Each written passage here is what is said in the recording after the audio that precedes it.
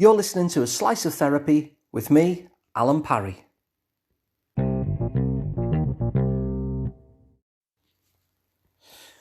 Now, back before lockdown happened and we were able to kind of meet face to face, one of the things that happened to me in my therapy rooms in Rodney Street in Liverpool is I was working from one of the rooms within the therapy centre that I work from.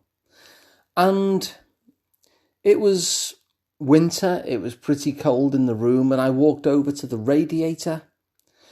I don't know if you've ever experienced this before, but do you know those static shocks that you can sometimes get?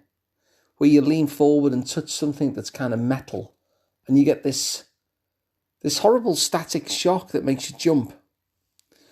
Well, I got that from this radiator. And in fact, on a number of occasions, I'd go to turn the radiator up or down or whatever, and I'd get this static shock again. And it was unpleasant. I mean, it wasn't an extreme thing, but it took me by surprise, and it was a shock, literally. And for other reasons, shortly after that, I decided to work in one of the other rooms in the centre. It was the room next door, in fact. And that also had a radiator. Now, the good thing about that radiator is that when I went to turn it up or down, for some reason, that gave no static shock whatsoever. And yet, you can imagine how I was when I approached that radiator for the first time, having had this history of being static shocked by the radiator next door. I was very, very wary as I approached it. I had this memory, this bodily memory of being shocked whenever I approached a radiator. And as I say, thankfully, when I was in this new room and I reached out to the radiator, I had no problem. Not just the first time, or the second time, or the third time, or the fourth time, but any time at all that I reached out to this radiator, I was fine. And yet, every time that I did reach out to the radiator, I was still very, very cautious about it.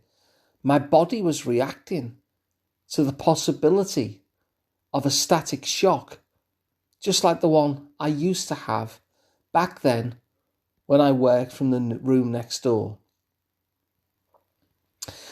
And I share this story because it's a good example of how things in our past can touch our present. It's a good example of how the things in our past can sometimes cause what is going on right here, right now. And when we think of things causing other things, we do tend to think of it in a timeline. We tend to be really comfortable in terms of the explanation of things from the past cause things in the present. And it can be true, it often is true that things that happened yesterday, like the radiator, can cause how things are playing out now. But one of the things in that timeline that we often miss is how things in the future, not the past, but the future, can cause what's happening now. Now, this seems a strange concept, doesn't it? Because how can the future cause what I'm doing now? We can't time travel after all. So how can tomorrow impact today? We can see how yesterday can impact today, but tomorrow? That seems a bit far-fetched. Well, I want you to imagine, for instance, that you're going on holiday tomorrow.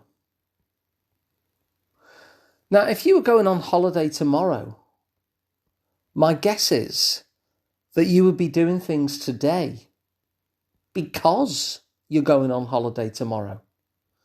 I imagine you'd be doing things like putting the bins out so it's not smelly when you return. I can imagine you doing things like packing your suitcase. I can imagine you doing things like maybe printed out a boarding pass for a plane or whatever it happens to be. But because you're going on holiday tomorrow, I can guarantee that you'll be doing things today. And so the future causes what's happening in our lives right here, right now. And this is a powerful realization because once we know that it's not simply the past that causes the present, but the future that causes the present, it allows us to shape our present by creating the kind of future that we want. It allows us to make decisions in the now that will generate a different future for us and allow that different future to cause something different in the present. We can actually use time travel, in inverted commas, use that time travel in order to shape our experience of the present day. Now, I remember a lovely quote that I saw on somebody's wall, and it said that predicting the future was difficult, and so it was much easier to create it. And it's true, isn't it? Predicting the future is a difficult thing. I can't predict, for instance, whether Liverpool or Everton are going to win on any given Saturday. But creating the future is something that you're already skilled at. You're already creating the future over and over and over again with the decisions that you're making. And the thing is that when the stuff that we're doing now is caused by our future, then that's something that we have power to create. Just like that quote said, the future is hard to predict. It's much easier to create it. And in many ways, the best way to predict the future is by creating it. And that puts you in a very different place in terms of your power. I said before that we can use time travel, but we can only use time travel in a kind of metaphorical sense. We can only use time travel to change our future in such a way that it causes a very different present in this moment. We can't go back and directly change the past. There's certainly stuff that we can do, and I've spoken about it in other podcasts, that will help us ensure that the past is no longer touching the present in the way that it is now. But the power that we have in the realization that actually the future is at least as causative of our present moment, that our present happens because of tomorrow and the day after that, is one that puts us in a place of empowerment, because we can decide things for our future. The kind of futures that cause our present tend to be the kind of futures that we're deciding to create. And that's why one of the key aspects of therapy And counselling, as I see it, is not simply to look at the past, although that can be really, really useful,